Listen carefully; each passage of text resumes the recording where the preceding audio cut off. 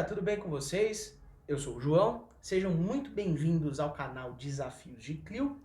E hoje a gente vai falar um pouquinho sobre o que é uma fonte histórica, o que é um documento histórico, e a gente vai trabalhar com a evolução do que pode ser considerado um documento histórico e o trabalho do historiador com cada um deles, beleza?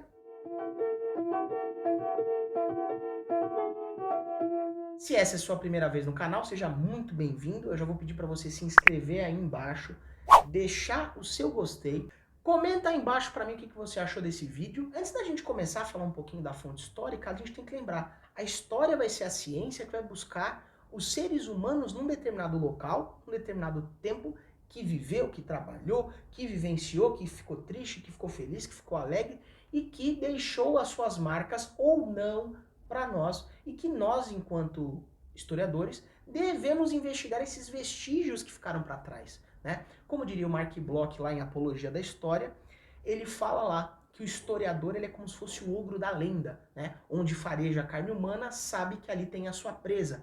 Ou seja, qualquer coisa que nós produzimos pode ser considerado uma fonte. Tudo aquilo que nós construímos, que nós produzimos com a nossa cultura, é um tipo de fonte histórica e que pode servir para entender como que essas pessoas viviam. Vamos falar um pouquinho das fontes históricas. Uma delas que foi muito privilegiada e muito usada durante muito tempo vai ser a fonte escrita. Durante muito tempo, o termo história só era considerado história escrita. Tudo que veio antes da escrita não tem história. O teu próprio conceito pré-história já foi superado esse termo, mas até um determinado momento a gente coloca o período que vem antes da história porque vem antes da escrita, o que é uma bobagem. E ao mesmo tempo, esse termo de que a escrita seria a evolução também parte de um princípio preconceituoso etnocêntrico.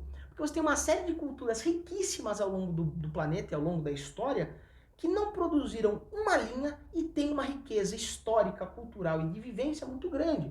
Um exemplo mais clássico é o caso dos indígenas brasileiros. Nossas populações indígenas, com as suas múltiplas culturas, não tinham um idioma escrito, mas essas pessoas tinham uma série de vivências próprias, idioma, cultura, trabalho, organização social, né? Produção de objetos, de utensílios, rituais, folclore, ocupação de espaço, construções, organização familiar. Então, esse termo história estar ligado à questão escrita já foi superada, e as fontes escritas antigamente, como a gente falou no vídeo passado, elas eram utilizadas só as fontes de governo, então as leis, os diários dos líderes, dos reis, a história principal, e ao mesmo tempo você tem um processo de renovação dessa fonte escrita.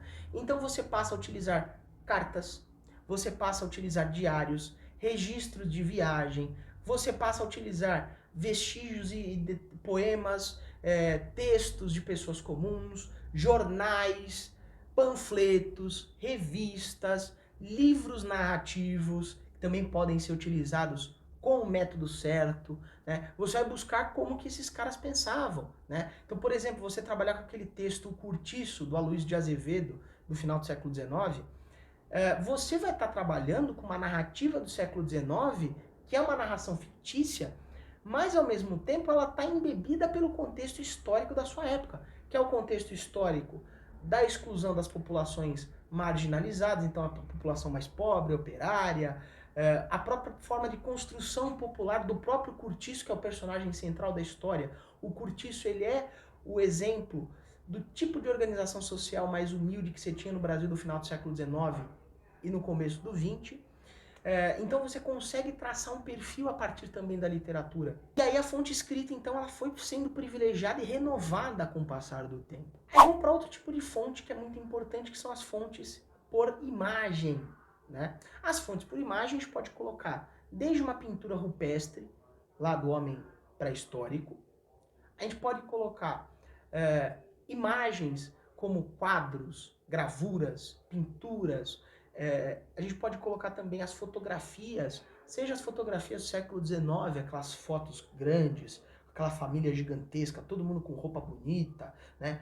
Os mais velhos geralmente no centro, os filhos, as esposas, as filhas e os maridos, as crianças, os bebês, e todo mundo junto naquela foto de família gigantesca. Um quadro do Renascimento, por exemplo, a gente pode analisar como sendo a busca pela perfeição dos corpos, né? A investigação científica, porque o homem agora passa a ser responsável por investigar todas as coisas porque ele é racional, ele é inteligente, ele consegue buscar as respostas por ele mesmo. Então até um quadro ele passa a se representar os corpos, tanto masculinos como femininos, de uma forma muito mais perfeccionista, aquela ideia do além do perfeccionismo. Dentro dessas fontes a gente pode colocar um outro tipo de fonte que ela é muito específica do final do século XIX para o século XX, que são os filmes, né?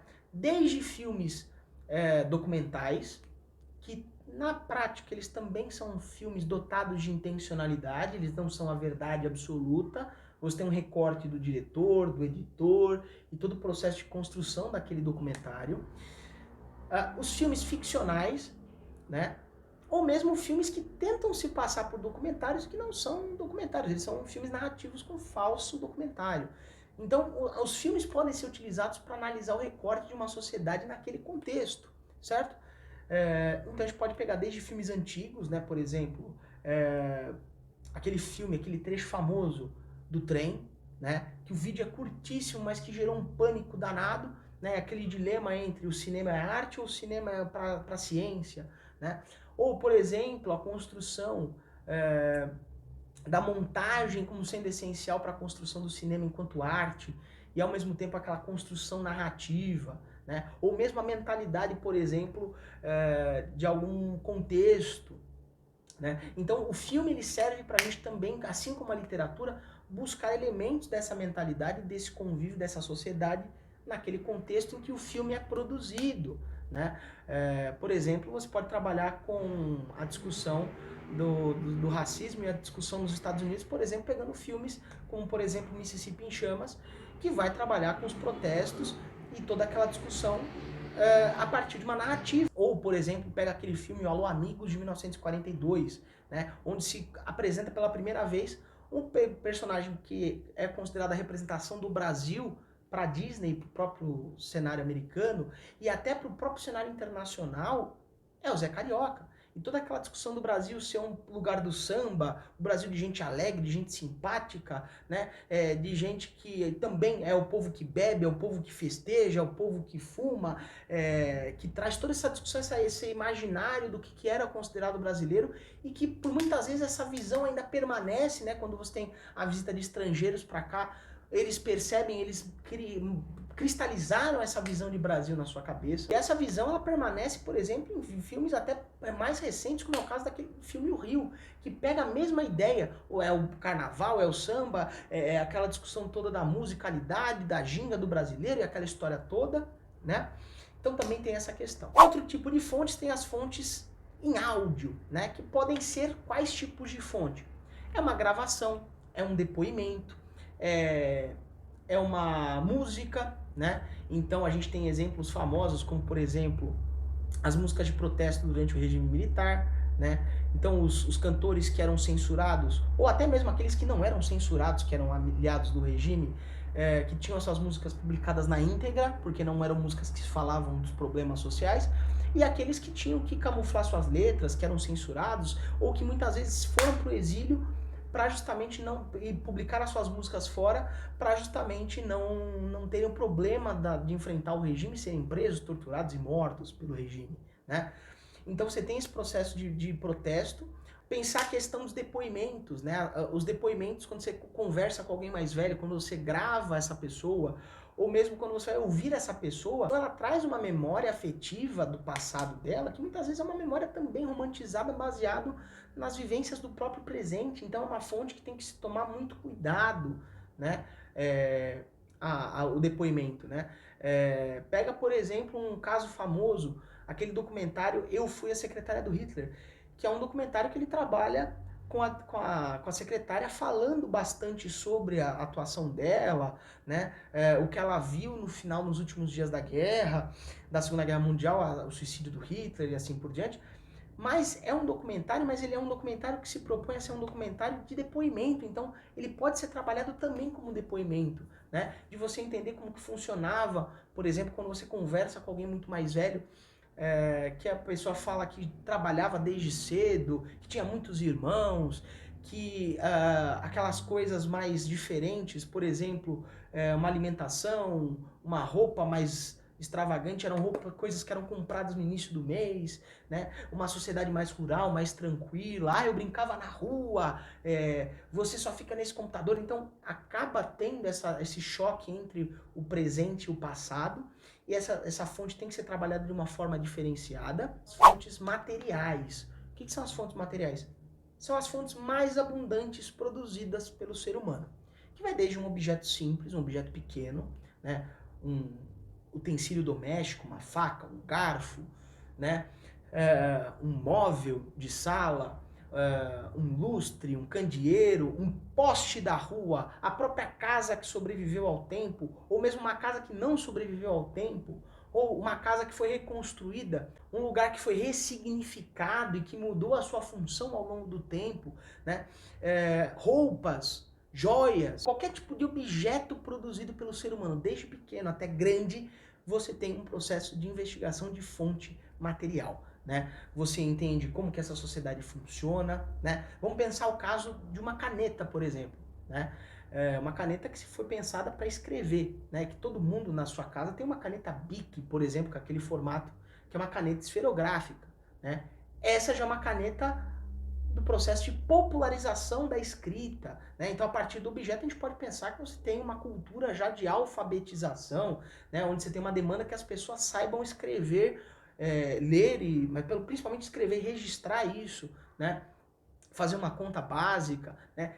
E o processo de popularização da caneta, né? Antigamente você tinha canetas que eram muito mais elaboradas, canetas com materiais mais finos, canetas que eram feitas para ocasiões especiais, né?